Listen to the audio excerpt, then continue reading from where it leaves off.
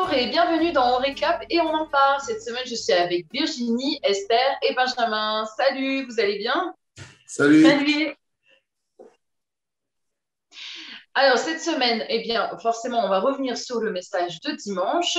On est toujours donc dans la série Les marques d'une vie en croissance. Donc, cette semaine, c'était le pasteur Zor Bruno qui a abordé le cinquième point. Mais pour récapituler, donc le premier point était le témoignage qui révèle Philippe. Le deuxième point était les résultats qui montrent qu'une dimension a été franchie. La semaine dernière, donc c'était le pasteur Christian qui avait abordé les prochains points. Le troisième, c'était l'équilibre. Le quatrième, la stabilité. Et donc cette semaine, c'était le cinquième point qui était la conduite par le Saint-Esprit. On va passer directement aux questions et c'est Esther qui va nous les poser. Bonsoir tout le monde, merci beaucoup Lydie. Justement, en parlant de conduite par le Saint-Esprit, est-ce que vous avez une idée ou des clés de comment est-ce qu'une personne pourrait faire en fait pour justement augmenter en fait son intimité avec le Saint-Esprit? Qu'est-ce que vous pourriez dire par rapport à ça? Euh, Moi, je vais peut-être me lancer. Donc, je pense qu'un des points sur lesquels le pasteur Zor a beaucoup incité, c'était sur le fait que le Saint-Esprit est une personne.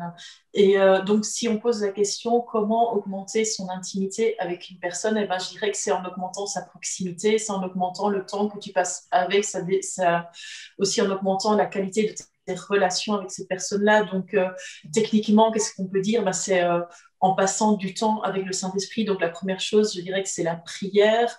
Ensuite, la deuxième chose, c'est en écoutant ce que la personne te dit, en lui posant peut-être des questions et en écoutant ses réponses. Si par exemple, moi j'ai envie de passer du temps avec vous et puis chaque fois que je vous parle d'un sujet, vous tournez la tête de l'autre côté et puis vous faites autre chose, eh ben, c'est sûr que moi j'aurais moins de plaisir à passer du temps avec vous. Ben, je pense que le Saint-Esprit, c'est pareil, c'est aussi notre disponibilité, notre capacité à écouter ce que lui, il est en train de nous dire à ce moment-là. Et puis c'est aussi l'écoute dans le sens obéissance.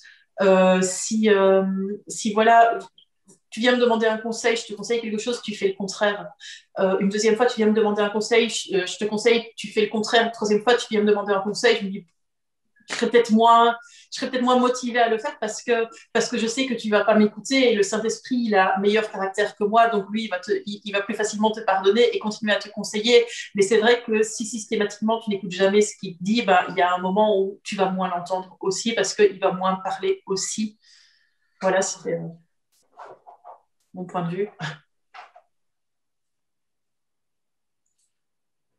Ouais, c'est intéressant ce que tu dis, Virginie. C'est vraiment le point de la relation. La relation. Donc, je pense que si quelqu'un veut augmenter son écoute du Saint-Esprit, c'est indéniable qu'il faut travailler sur la relation. Donc, il faut aussi, je partirais peut-être du point euh, apprendre dans la Bible, dans la révélation de Dieu dans la Bible, comment le Saint-Esprit parle aux autres. Donc, connaître déjà le Saint-Esprit par la révélation de la Bible. Et puis alors, je dirais prêter attention. Prêter attention, donc s'arrêter sur le fait, considérer le fait, avoir cette réalisation du fait que qu'on n'est pas seul et que le Saint-Esprit est là. Le Saint-Esprit est vraiment là avec nous. Et la Bible dit que Dieu nous a donné le Saint-Esprit comme prémisse, comme gage de ce que nous vivrons dans l'éternité. Donc, nous commençons déjà à vivre la présence de Dieu par le Saint-Esprit. Et c'est important d'avoir cette sainte réalisation et alors de prêter attention, de prendre le temps d'essayer de comprendre comment le Saint-Esprit parle, mais particulièrement aussi comment le Saint-Esprit nous parle. Il faut, je vais juste ajouter un point, il faut savoir aussi que souvent Dieu nous parle sur base des choses que l'on connaît. Et donc, plus on va s'arrêter sur la parole de Dieu, plus on va étudier et lire la parole de Dieu, comprendre la parole de Dieu, plus le Saint-Esprit nous parlera des réalités dont cette parole-là nous parle, et plus il pourra nous donner des choses que l'on comprend réellement, parce que le but, c'est pas seulement qu'il parle, mais le but, c'est qu'on soit en train de communiquer, que l'on comprenne ce qu'il nous dit pour pouvoir être conduit dans les choses dans lesquelles le Saint-Esprit veut nous amener. Donc, c'est un peu les quelques points que moi, j'ajouterais à ce que Virginie venait de dire. Amen, amen, merci beaucoup. Alors, on peut peut-être se demander, mais quel est l'intérêt finalement d'écouter la voix du Saint-Esprit? Imaginons une personne qui voilà, est très à l'aise dans sa vie chrétienne, qui n'entend pas spécialement la voix du Saint-Esprit et ne le cherche pas spécialement non plus, qui pourrait se demander, bah, voilà, moi, ma vie chrétienne, elle est très bien comme ça. Donc, quel est selon vous l'intérêt, en fait, d'écouter la voix du Saint-Esprit?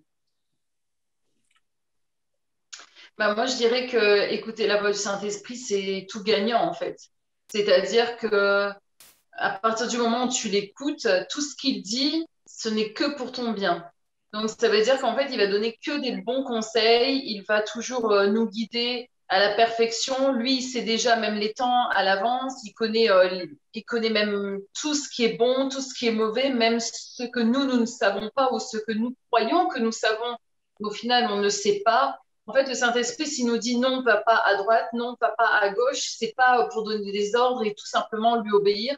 Mais en fait, quand il nous donne, c'est pas des ordres, c'est des conseils pour qu'on puisse réussir. Parce que le but ultime de Dieu, le but ultime du Saint-Esprit, c'est que nous puissions profiter de notre vie et que nous ayons une belle vie. En fait, le Saint-Esprit ne nous donnera jamais un conseil pour nous dire ah, j'espère qu'il va tomber dans mon panneau, dans mon piège. Mais pas du tout. En fait, le Saint-Esprit, il n'est que bien intentionné envers nous. Donc, plus on va l'écouter, plus on va obéir à ce qu'il nous dit, plus on va mettre en pratique tout ce qu'il nous dit, et plus à ce moment-là, en fait, on va réussir dans notre vie, et plus on sera heureux, plus on aura la paix intérieure, plus on sera calme, moins on sera stressé, etc., etc. En fait, le Saint-Esprit, c'est la personne la plus parfaite au niveau en termes de conseils. Donc, si on consultait tout le temps Saint-Esprit pour toute chose et qu'on obéissait en tout point de vue tout le temps, je peux vous assurer que la vie, elle serait magnifique. Amen. Amen. Je ne sais pas si Lydie ou Benjamin, vous voulez rajouter quelque chose? Je ne sais pas, Virginie.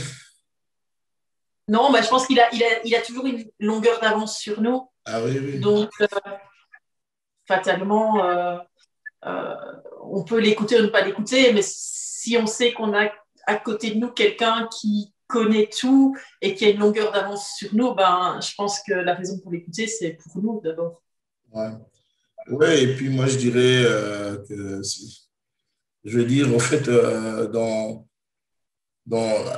allez, sans vouloir être très logique, le Saint-Esprit, c'est vraiment le gage, c'est vraiment le fait qu'une fois qu'on est sauvé par grâce, non pas parce que nous, on est parfait et qu'on sait ce qu'il faut faire et qu'on fait les bonnes choses, mais on est sauvé parce que Jésus a payé le prix de notre rachat.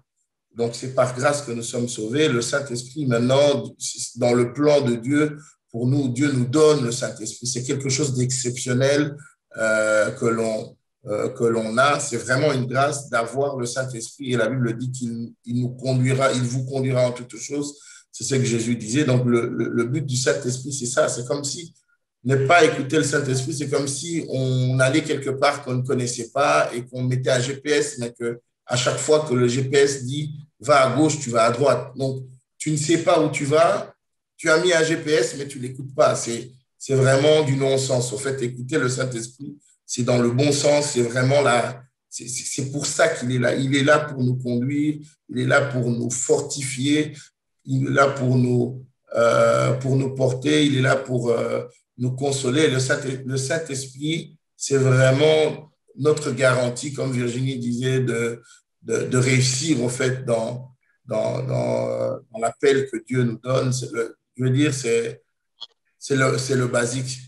Normalement, quand on voit les apôtres parler, et quand ils prêchaient l'évangile à des nouvelles personnes qui ne connaissaient pas encore l'évangile, les gens leur demandaient, ouais, mais qu'est-ce qu'on doit faire maintenant? En fait, les apôtres leur expliquaient jusqu'au Saint-Esprit. C'est-à-dire, ils leur disaient, répentez-vous, recevez Jésus et tout ça, et vous recevrez le Saint-Esprit. C'est comme si c'était vraiment pour entrer dans la famille de Dieu, pour commencer à vivre ce que Dieu a prévu pour nous. On a besoin d'arriver à ce stade-là. Et donc, pour moi, c'est vraiment la suite logique, écouter le Saint-Esprit pour être garanti d'arriver là où Dieu veut que nous allions, en fait. Amen, amen. Ce samedi, en fait, on avait réunion des jeunes, des 16 plus, et on parlait justement du Saint-Esprit. Et en fait, je leur expliquais que des fois, on regarde les gens voilà, qui sont dans le monde ou quoi, et voilà, ils ont un certain niveau de réussite, ils ont un certain niveau de succès, entre guillemets. Ils ont découvert qu'ils avaient quelque chose à faire sur Terre, on va dire. Et je leur disais, mais en fait, on a en nous celui qui a accès au cœur de chaque personne, celui qui connaît absolument tous les domaines. La Bible nous dit que c'est l'esprit de vérité, il est omniscient, il sait absolument tout sur tout. La Bible nous dit qu'il va nous annoncer les choses à venir.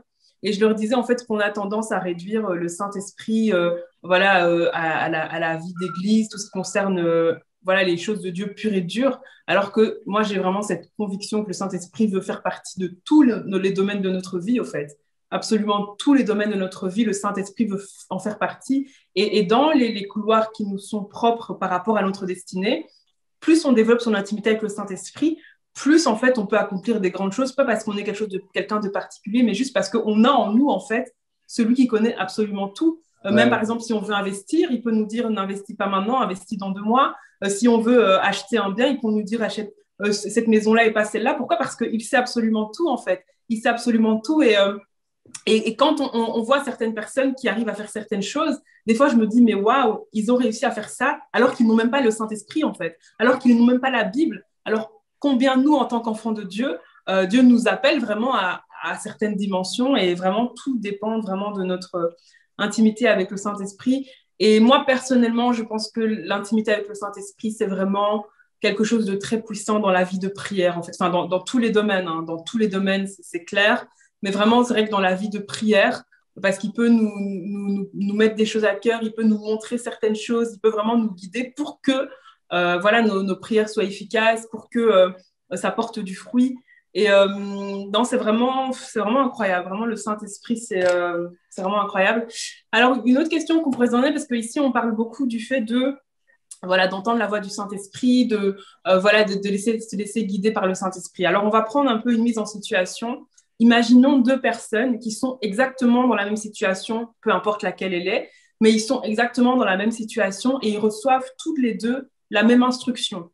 OK, on va prendre des choses, imaginons par exemple 2 personnes à qui Dieu dit, voilà, quitte ton job, ou 2 personnes à qui Dieu dit, voilà, tu dois peut-être changer ta façon de manger, ou tu dois peut-être te prendre plus en main, ou voilà, il donne des instructions comme ça, claires. Maintenant, la question qu'on pourrait se demander, c'est, OK, il y en a une qui va faire ce que le Saint-Esprit lui dit et l'autre qui ne va pas le faire. Maintenant, quelle est la différence en fait entre les deux? Qu'est-ce qui fait que, que les 2 personnes vont toutes les 2 recevoir la même instruction par rapport à leur situation qui est similaire, mais qu'est-ce qui fait qu'il y en a une en fait qui va accepter la parole et qui va obéir, et puis l'autre qui va soit ne pas obéir, ou alors peut-être dire mais non, ça ne vient pas vraiment de Dieu, ou peu importe. Qu'est-ce que vous en pensez? Bah, moi, je pense que c'est une question d'intimité, en fait. Parce que si tu côtoies une personne au quotidien qui te donne des conseils, qui à chaque fois, cette personne, chaque fois qu'elle te donne un conseil, tu réussis, tu fais à chaque fois même waouh, waouh, je t'ai toujours impressionné, etc. Et que en plus de ça, tu lui fais 100% confiance. Donc, ça veut dire que bah, quand tu vas lui demander un conseil pour une telle ou telle situation, tu lui fais 100% confiance parce que tu connais les aboutissants, les résultats de la personne, en fait. Parce que tu sais que de toute façon, elle tape toujours dans le mille, c'est toujours super bon. OK? Donc, maintenant, si l'autre personne connaît aussi, donc la deuxième personne connaît la personne conseillère, OK? Mais qu'elle ne la contacte pas toujours, hein, que de temps en temps, elle passe un petit coup de fil, eh ben, forcément, des fois, elle va pas toujours obéir. Elle va dire, attends, ouais, mais la fois dernière, moi, j'ai fait les choses aussi par moi-même, etc. Donc, je pense, en fait, que c'est l'intimité. Plus tu es proche du Saint-Esprit, plus tu lui demandes conseil, plus, en fait, tu dépends de lui au quotidien, et plus, en fait, tu vas, au fur et à mesure, de plus en plus obéir, de plus en plus écouter sa voix, et de plus en plus, donc, aussi développer ta confiance en lui. Et donc, ben, forcément, il y a une personne qui va obéir plus que l'autre. Mais en fait, si les 2 écoutaient tout le temps le Saint-Esprit ou si les 2 n'écoutaient pas tout le temps le Saint-Esprit, les 2 auraient le même résultat. En fait, c'est toujours une question d'intimité. plus tu es proche du Saint-Esprit, plus tu communiques avec lui. Je pense que c'est ça, en fait, la clé. À mon avis, c'est ça. Ouais, merci beaucoup. Je ne sais pas si Benjamin et Virginie, vous voulez rajouter quelque chose? Mais moi, je vois plusieurs raisons, enfin, hypothèses de raisons. Je pense qu'il y a déjà le caractère de la personne. Est-ce qu'on est entêté? Est-ce qu'on n'est pas entêté? Est-ce que... Voilà. Mais en dehors de ça, je pense que souvent, il y a encore des raisons qui sont plus profondes et qui sont aussi du domaine de la guérison intérieure. Si je pense que je ne vaux pas la peine et que le Saint-Esprit ne peut pas me parler, ou si, oui, voilà, si moi je pense que le Saint-Esprit ne parle plus aujourd'hui, donc aussi mes forteresses intérieures. Si je pense que le Saint-Esprit ne parle plus aujourd'hui, ben, fatalement, je ne vais pas chercher à écouter ce que lui me dit et fatalement, ben, je ne vais pas lui obéir. Si je pense que Dieu ne parle qu'aux grands hommes de Dieu et que moi, je suis rien du tout, que j'en vaux pas la peine, eh ben, je ne vais pas l'écouter parce que je pense que moi, j'en vaux pas la peine. Donc, je pense qu'à ce moment-là, j'ai, moi, besoin de guérison intérieure. Et je vois aussi le fait, la capacité à être soumis à des autorités. Est-ce que, par exemple, quelqu'un qui a eu, je ne sais pas, un chef contrôlant ou des parents qui le contrôlaient, qui a eu affaire à des autorités qui le contrôlaient, ben, systématiquement, quand on va lui donner un conseil, il va se rebeller par rapport à ce conseil parce que lui n'est pas guéri à ce niveau-là. Donc, c'est aussi notre relation générale avec l'autorité. Mais c'est que je pense qu'il y a absolument plein d'hypothèses. Il faudrait peut-être une fois travailler dessus, ce serait intéressant. Oui, ça peut vraiment être intéressant. Je sais pas, moi, vraiment, j'appuierai beaucoup sur le capital confiance qu'on donne au Saint-Esprit. Je pense que Lydie touchait vraiment là quelque chose de très capital. Et si non, pour moi, écouter le Saint-Esprit, c'est avoir confiance en Dieu et savoir vraiment faire confiance, être conscient du plan de Dieu pour nous et avoir confiance dans le fait que ce que Dieu a prévu est meilleur que ce que moi je pense. Ouais. Et je donnais tout à l'heure l'exemple du GPS. Imaginez quelqu'un, donc je reviens un peu dessus rapidement, imaginez quelqu'un qui va quelque part qu'il ne connaît pas, mais il a mis un GPS qui lui donne des directions, mais il a toujours tendance à faire un tout petit peu le contraire. En fait, en réalité, il se fait trop confiance à lui. Il pense que ça devrait être par là. Donc, lui, quand il pense, il fonce. Il fonce. Donc, c'est un problème. Il se dit, ben, peut-être que le GPS va me conduire sur un endroit où il y a un chantier, je vais être bloqué, ou peut-être que ça. Donc, il se fait confiance à lui et il ne fait pas assez confiance au Saint-Esprit. Moi, je pense vraiment que c'est une marque de confiance et c'est pour ça que je pense que c'est aussi un signe de croissance, au fait, que d'être conduit par le Saint-Esprit. C'est un signe de croissance parce que finalement, en fait, c'est quelqu'un qui va de plus en plus faire confiance à Dieu et qui comprend, qui réalise le plan de Dieu et qui fait de plus en plus confiance en Dieu. Amen, amen. C'est vrai qu'on pourrait citer beaucoup de raisons. Mais moi, c'est vrai que si je dois en citer deux, parce qu'on ne peut pas tout citer, c'est vrai que je suis d'accord avec vous sur le point de la confiance, sur le plan de la foi, en fait. Je pense que clairement, ça peut être comme un peu un manque de foi. On a plus confiance en soi-même qu'en Dieu. Et je pense qu'il y a peut-être aussi quelque part un problème de consécration, en fait. Romains 12, je crois que c'est 12.1 ou 12.2, je ne sais plus, nous dit d'offrir nos corps comme un sacrifice vivant.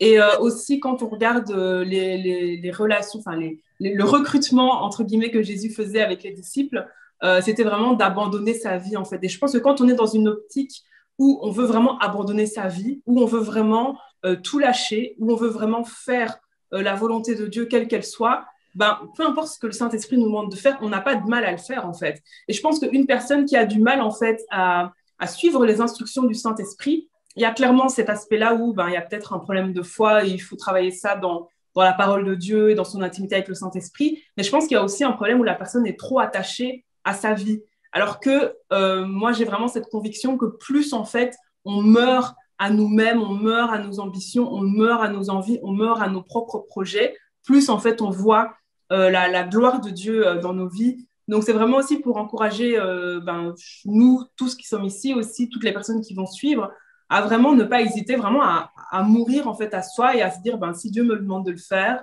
si je sais que ça vient de lui, je le fais en fait, parce que ma vie ne m'appartient plus, ma vie appartient à Christ, et aussi savoir que Dieu a vraiment nos intérêts à cœur en fait. Merci beaucoup. Alors peut-être, je ne sais pas si on a encore beaucoup de temps, mais peut-être encore une dernière question. C'est quelque chose en fait, imaginons en fait quelqu'un vient vous dire quelque chose, ok, du style ouais voilà, le Saint-Esprit m'a dit ça ou j'ai ressenti ça par rapport à ça, etc.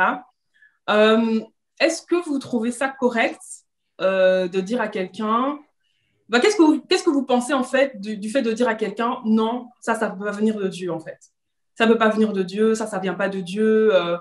Voilà, qu'est-ce que vous pensez en fait de ça en fait, et dans quel cas est-ce qu'on pourrait dire ça à quelqu'un ou pas? Voilà, je vous laisse répondre. Moi, je pense pas qu'on puisse dire à une personne, ça vient pas de Dieu. Je me dis, qu'est-ce qu'on en sait en fait si la personne, c'est vraiment Dieu qui lui a parlé, en sachant qu'en plus Dieu parle de plein de manières différentes. Mais donc je me dis, c'est voilà. contraire à la Bible. Non, mais attends, j'ai pas fini. Voilà, c'est ça que j'allais dire. Et voilà, pour moi, on peut pas dire ça parce que pour moi, une personne, si c'est vraiment Dieu qui parle, faut être très très vigilant à ça. Maintenant, il y a deux choses qui se passent. C'est peut-être que ce que la personne me dit, moi, j'accepte pas ça. On n'est pas obligé d'accepter toutes les prophéties, on n'est pas obligé d'accepter toutes les paroles qu'on dit sur nos vies, déjà, ok? Mais c'est pas pour ça qu'on doit dire à la personne, ce que tu dis, ça vient pas de Dieu, vas-y, recule, tu dis n'importe quoi. Non, je suis personne pour juger, ok? Donc, non, je peux pas juger. En revanche, une chose qui est sûre, et là, je me permettrai de le dire à la personne que ça ne peut pas venir de Dieu si c'est pas conforme à la parole de Dieu. Et voilà, c'est là que je voulais en venir. Et Virginie, tu viens de le dire, et c'est exactement ça. Pour moi, c'est si c'est pas conforme à la parole de Dieu, si c'est anti-biblique, je dirais à la personne gentiment, avec l'amour, bien sûr, mais je dirais, écoute, je suis désolée, mais en fait, est-ce que tu es vraiment sûr? Parce que là, tu vois, c'est pas, enfin, voilà, je mettrai des pincettes parce que je voudrais pas non plus casser la personne, parce que je pense aussi qu'il y a des gens qui reçoivent des choses de Dieu, mais qui transmettent peut-être pas forcément bien le sujet. Et donc, je veux pas casser la personne. Il faut être vigilant, en fait. Mais si c'est pas biblique, je dirais quand même à la personne. Ça, c'est sûr. Ouais. Amen, merci beaucoup. Je ne sais pas si Virginie, Benjamin, vous voulez rajouter quelque chose? Au fait, moi, allez, si on part dans la Bible et qu'on voit, par exemple, les recommandations de l'apôtre Paul concernant les prophéties dans une assemblée, donc moi, j'essaie d'aller un peu plus précisément dans le cadre, par exemple, d'une église comme ça, quelqu'un qui reçoit une parole, l'apôtre Paul dit « examinez les prophéties ». Donc, la Bible nous enseigne que les prophéties s'examinent. Retenez ce qui est bon. Ça veut dire qu'on peut entendre quelque chose de quelqu'un et voilà, simplement examiner. Qu'est-ce qu'on va examiner? Qu'est-ce qu'on va regarder? Quelles sont les choses qu'on va retenir? D'abord, comme disaient Virginie et Lydie, le Saint-Esprit ne contredit pas la parole de Dieu. La parole de Dieu que nous avons reçue, la révélation de Dieu au travers de la Bible, c'est comme des garde-fous. C'est vraiment Dieu. Tout ce que nous avons besoin de connaître de Dieu, Dieu nous l'a révélé dans la Bible. Ça veut dire qu'on ne sortira pas de là-dedans. Une révélation du Saint-Esprit, et l'apôtre Paul dit, même si quelqu'un vient vous donner un autre évangile différent de celui-là, même si c'était un ange qui venait, qui soit anathème. Donc, d'une certaine façon, on va examiner si ça correspond avec la révélation de Dieu qui est dans la Bible. On va aussi examiner si ça va avec ce qu'on a déjà reçu nous-mêmes de Dieu. Dieu ne se contredit pas. Si on a reçu une parole certaine de Dieu avant, demain, Dieu, s'il nous donne une autre parole par la bouche de quelqu'un d'autre, ce sera la suite ou les détails pour aller plus loin. Ce ne sera pas quelque chose qui nous amène complètement sur une autre voie. Je donne juste l'exemple du vieux prophète dans l'Ancien Testament, du vieux prophète et du jeune prophète qui vient, qui accomplit, qui a une mission que Dieu lui donne, et Dieu lui dit, ne mange nulle part, Dieu lui donne une série de recommandations, et il va, il fait sa mission, se passe très bien, sauf que il y a un vieux prophète qui est là, et qui est un tout petit peu, il est prophète, mais il est un tout petit peu mal intentionné, et il vient lui dire des choses, je ne sais pas si on peut retrouver le passage, il vient lui dire des choses, ouais, viens manger chez moi et tout ça, alors que Dieu avait prévenu au jeune prophète, ne va manger chez personne. Et donc, à force de lui dire, voilà, moi aussi je suis prophète, moi aussi compagnie, il convainc le jeune prophète d'aller manger chez lui. Et quand il désobéit, lui, à ce qu'il avait reçu comme ordre au départ, ce qui se passe, c'est que le vieux prophète, tout d'un coup, retrouve la prophétie et se met à dire ce qui allait arriver, et c'est un malheur qui arrive au jeune prophète. Et ce qui est marrant, pardon? 1 roi 13, en fait, ton histoire. 1 roi 13, ouais. Et donc, c'est vraiment une histoire très bizarre parce que le gars, finalement, à la fin, il dit une vraie prophétie. Il dit, voilà, tu as désobéi et tout ça, et il va t'arriver ceci. Et ce qu'il dit arrive au jeune prophète. Mais dans un premier temps, il l'a induit en erreur, il l'a fait sortir de ce que Dieu lui avait dit, en fait.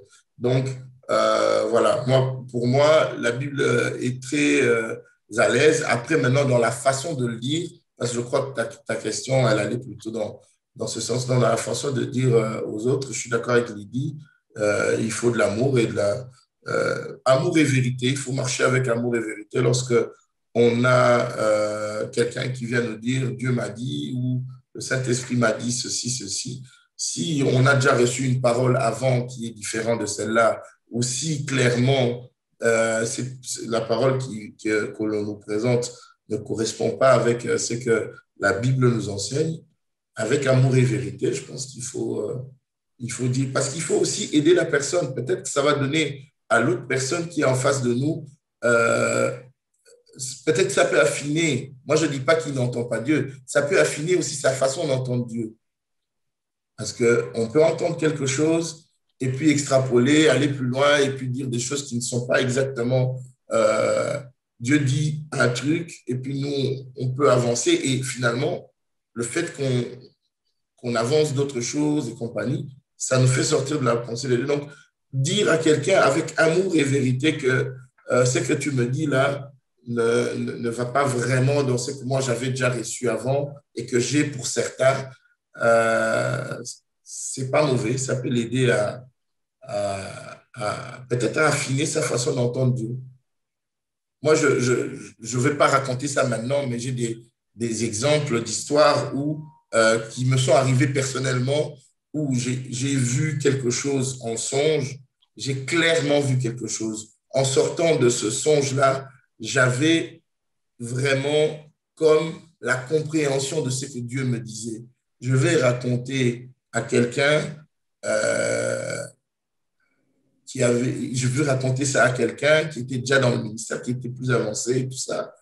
Je lui raconte et l'interprétation qu'il me donne est complètement à côté de ce que moi j'avais reçu ou j'avais ressenti quand j'ai compris le songe. Alors, le problème, c'est que lui, il avait vu autre chose avant et il a continué dans ce que lui, il avait vu avant. Et donc, il me donne une interprétation qui est vraiment à côté. Et à la fin, au jour d'aujourd'hui, parce qu'il s'agissait de ma vie, à la fin, au jour d'aujourd'hui, je sais qu'il avait complètement tapé à côté. Il avait tapé à côté. Et voilà. Donc, des fois, il faut faire attention aussi de ce qui vient des autres. Il faut examiner. La Bible nous autorise à examiner. Donc, pour moi, c'est vraiment quelque chose que j'ai envie d'utiliser. Examiner ce que quelqu'un me dit. Ouais, je suis tout à fait d'accord qu'il faut examiner. Je suis aussi d'accord quand Lydie dit que on est qui finalement pour dire que quelque chose ne vient pas de Dieu quand, quand la Bible ne contredit pas ça. Et moi, personnellement, ce que j'avais juste envie de partager, c'est que des fois, on a tendance en fait à voir les choses en fonction de notre propre vie. Par exemple, en fait, j'ai pas été assez précise dans ma question, mais ma question c'était si quelqu'un me dit quelque chose par rapport à sa propre vie, en fait. C'était plus dans ce sens-là ma question. Et par exemple, des fois, on a tendance à se dire, ben voilà, si moi j'ai jamais vécu ça, ou si moi Dieu m'a jamais parlé comme ça veut dire que c'est impossible que Dieu parle comme ça à d'autres, et donc forcément, ce que tu dis, ça ne vient pas de Dieu. Et alors que là, vraiment, il faut vraiment faire attention parce que tant que ce n'est pas contraire à la Bible, voilà, on n'a pas le monopole du Saint-Esprit. Et moi, des fois, ce que je dis, des fois aux gens et tout, c'est que finalement, quand Dieu nous a appelés, quand Dieu a prévu des choses sur notre vie, c'était pas un appel de groupe en fait.